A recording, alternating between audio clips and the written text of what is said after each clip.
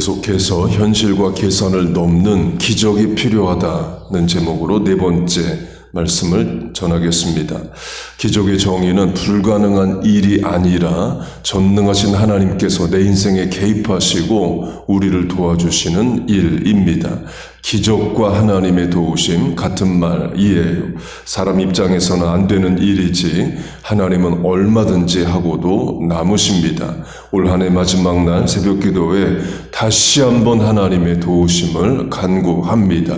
내 생각 경험 보다 크신 하나님께서 우리를 도우시고 인도하시고 기적이라 말할 수 있는 일들이 일어나기를 축복합니다. 본문을 보면 헤롯 왕이 예수님의 제자 야고보를 칼로 죽입니다. 그리고 베드로도 죽이고자 감옥에 가둡니다. 때가 유월절 절기이에요. 예수님의 유월절에 십자가 지고 돌아가시죠. 1년 세월이 흐른 뒤입니다. 유월절이 큰 명절이라서 헤롯 왕이 유월절이 지나고 베드로를 죽이고자 합니다. 예루살렘 교회는 베드로를 위하여 간절히 기도합니다. 그러나 현실적으로 계산을 해보면 베드로도 결국 죽는 겁니다. 야고보를 하나님이 살려주지 않으셨기 때문에 베드로도 순교하나 보다 그렇게 생각을 했을 겁니다.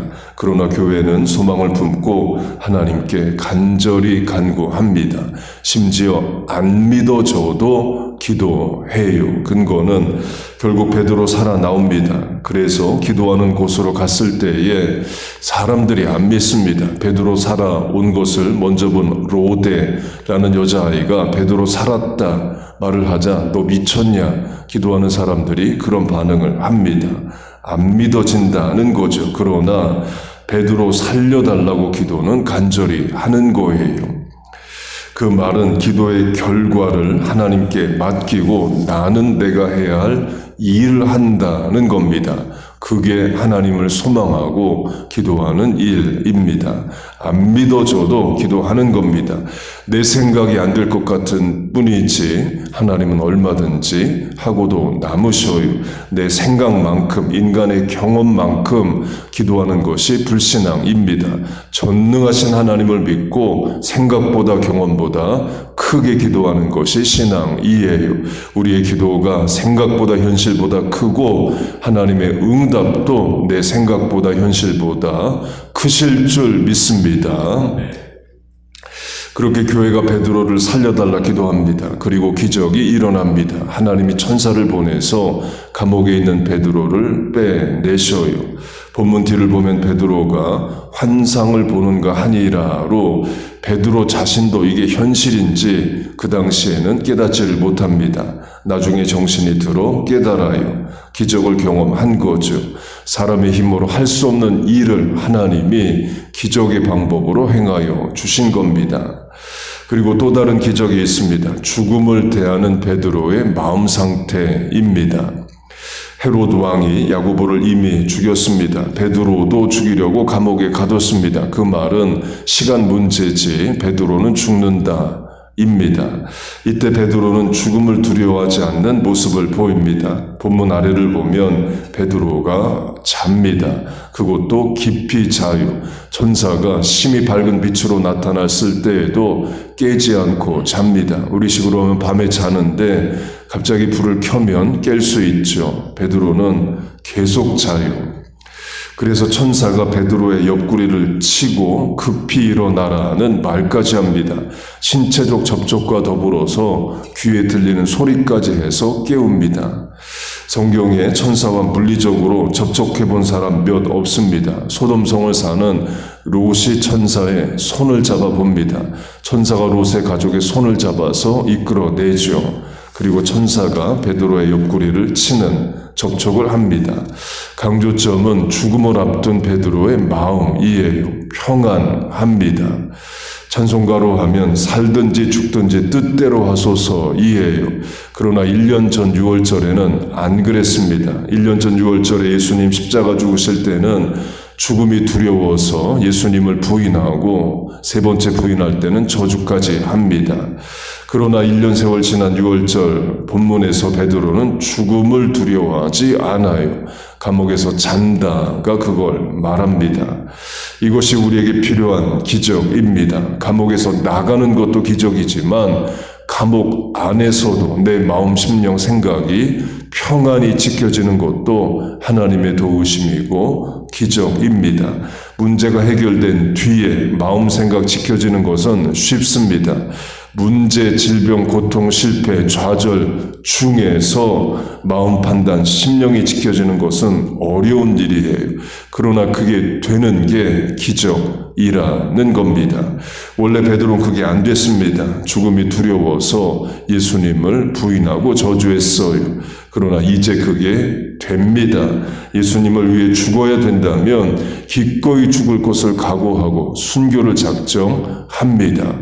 그런 베드로의 상태의 변화가 기적인 거죠. 부모 자녀로 하면 자녀가 일이 안 되고 사업 어렵고 인생 뜻대로 안 될 때 하나님 원망하고 하던 기도 안 하고 예배도 잘 안 드립니다. 하나님이 선대하실 때만 좋게 신앙생활하는 거지 어려우면 기분, 감정, 자세 다 흐트러져요. 그러다가 조금씩 신앙이 성장합니다. 이제는 어려움이 와도 자녀가 입술 지키고 신앙 반석 위에 서는 걸 부모가 확인합니다. 기적 같은 일인 거죠. 신앙이 자란다. 하나님의 역사입니다. 전에 없던 신앙이 생기고 전에 못하던 신앙의 고백이 있고 실천을 하는 것이 기적인 거예요. 분명한 하나님의 역사입니다. 그런 기적도 우리와 자녀들에게 베풀어 주시기를 축복합니다. 다니엘도 마찬가지입니다. 사자굴에 들어가서 죽지 않고 살아나온 것도 기적입니다. 또 다른 차원의 기적은 죽음 앞에서 마음과 심령이 지켜지는 거예요. 다니엘은 요동하지 않습니다. 기도 안 하고 한번 살아볼까 그런 생각하지 않아요. 기도하고 죽을 생각을 합니다. 그것도 감사의 기도를 해요. 전에 하던 대로 감사하였더라가 그걸 말합니다. 죽는다는데 감사기도 합니다. 상황 현실을 이기고 있다는 거죠. 그럼 뭘 감사했을까요? 사망 권세 앞에 믿음 잃지 않게 하시니 감사합니다. 감사했을 겁니다. 소년의 나이에 전쟁 포로로 끌려와서 오늘까지 하나님 인생 인도하시니 감사합니다. 믿음 지키고 신앙의 절개 가운데 천국 가게 하시니 감사합니다. 그런 감사했을 거예요. 그래서 사자굴에서 살아나온 것도 기적이지만 사자굴에 들어가는 다니엘의 심지가 굳고 심령이 흔들리지 않는 그것도 기적이라는 겁니다. 바위보다 무거운 것도 내 마음 생각일 수 있지만 바람보다 가벼운 것도 내 생각 마음일 수 있습니다.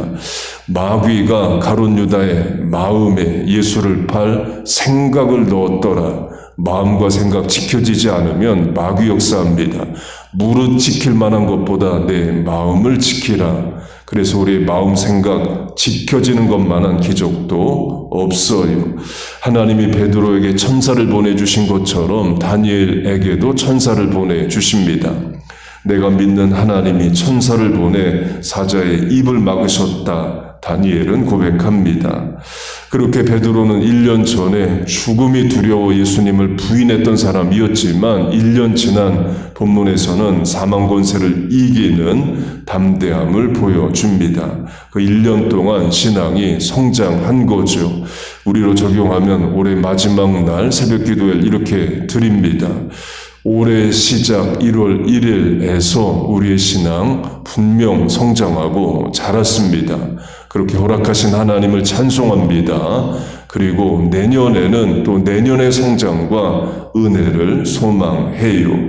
우리 안에 기적을 행하시는 하나님 살아 역사하시고 우리를 도와주십니다. 내년에도 그런 기적, 은혜, 성장, 성숙, 도우심, 인도하심을 주시기를 주의 이름으로 축복하고 축원합니다. 아멘. 기도하겠습니다. 하나님 아버지, 올 한 해 이렇게 새벽에 기도하며 하루하루 살아갔습니다. 순간순간 하나님을 의지하며 살았습니다. 은혜 도우심으로 살 수 있었습니다. 하나님의 도우심, 기적과 같은 일들이 있었습니다. 신앙 성장했습니다. 문제 해결하여 주셨습니다. 하나님 내년에도 동일하게 역사하여 주시고 우리와 자녀들 믿음 신앙 성장하게 하여 주옵소서.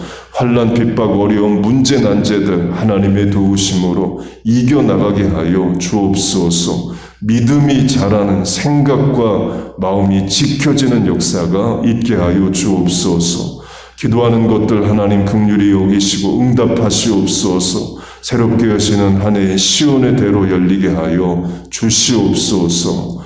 예수님의 이름으로 기도하옵나이다. 아멘.